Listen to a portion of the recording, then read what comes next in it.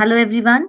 I hope you have seen my previous video in which I had shared the case study from the chapter of surface area and volume. This is the second case study which I am sharing with you. Can you all identify the picture that is being shown on the screen? Yes, you're right. It is the famous sundial at the Jantar Mantar Jaipur.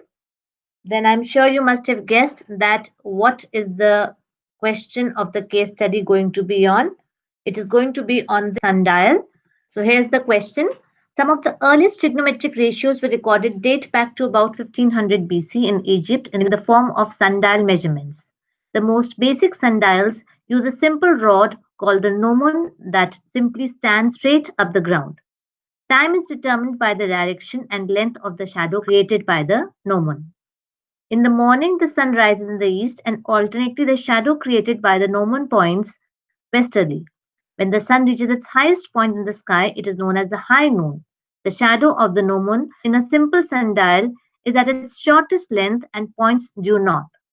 Then, as the sun sets in the west, the shadow of the gnomon points east.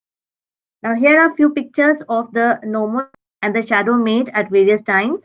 This one is at 9 a.m., this is at 12 p.m., and this is at 3:30 p.m. Notice how the shadow rotates throughout the day on the sundial shown. These were the earliest clocks. The shadows act like the hand of the clock moving in a clockwise motion. Now, as the time is changing, 9 a.m., then 12, and then 3:30, you can see that the shadow is moving in the clockwise direction. This is the reason clocks' hands today move in the direction they do today. So the first subpart of the question is, if the gnomon measures 9 meters and the length of the shadow is 9 root 3 meters, what would be the angle of reference? Now to do this question and find the correct option, I'll draw a figure wherein AB represents the gnomon rod, then BC is its shadow, and this angle at point C is the angle of reference. So clearly I can use tangent theta. Tangent theta will be equal to what? It will be equal to the side opposite to the angle upon the adjacent side. So that comes out to be AB upon BC. That means 9, the length of the rod, upon the shadow, which is 9 root 3. That comes out to be 1 upon root 3. We all know that 1 upon root 3 is the value for tangent 30. That means that tan theta is equal to tan 30. So by comparison, I can find out that theta is equal to 30 degrees. So I can say that the A option is the correct option. So let us come to the second subpart. What would be the effect of the angle of reference if the height of the gnomon rod is tripled, given that the angle of reference is 30 degrees? Initially, the angle of reference is 30 degrees, and now we are tripling the height of the gnomon rod. So let us see the first case.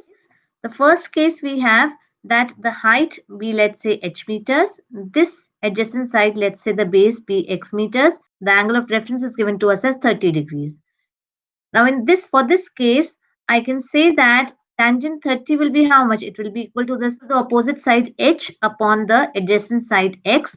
So I'll get tangent theta in case 1 comes out to be tangent 30 is equal to h upon x, right? So tangent 30 is how much? It is 1 by root 3. So I get h upon x is equal to 1 by root 3. If I cross multiply, I'll get h root 3 is equal to x. So this becomes the first equation, x is equal to h root 3, which I have got from case 1. Let us come to the case 2. The case 2 says that the height of the rod is tripled. So instead of this h, we have now 3h as the height. And this is the figure that we have. Theta is to be found out, the angle of reference. This remains same. There is no change that has been made here. Tangent theta will be equal to 3h upon x. If I put the value of x as h root 3, I get tangent theta is equal to 3h upon h root 3. So I get tangent theta is equal to root 3. Now root 3 is the value of what? It is the value of tangent 60. So that means by comparison, theta comes out to be 60 degrees.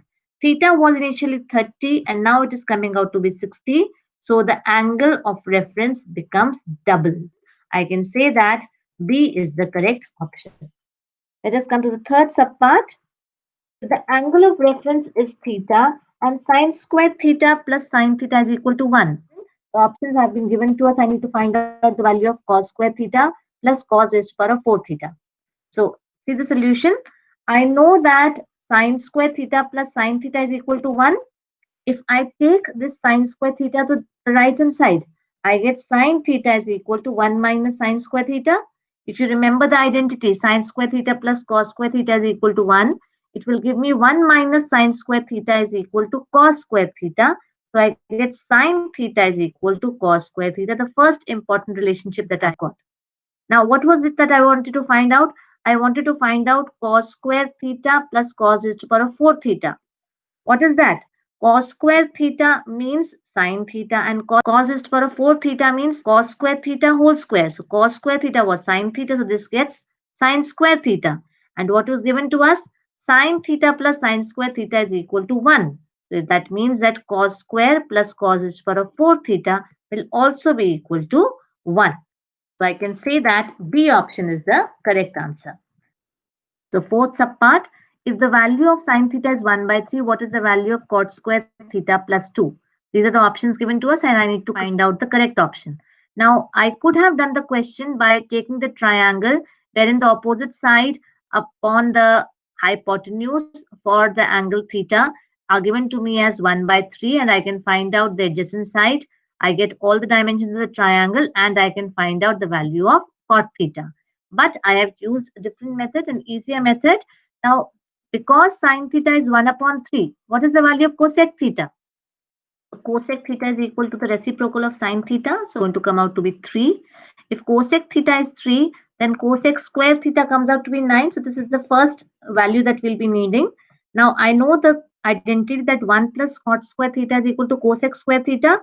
Using that, I get the value of cot square theta as cosec square theta minus 1, and cosec square theta was how much? 9.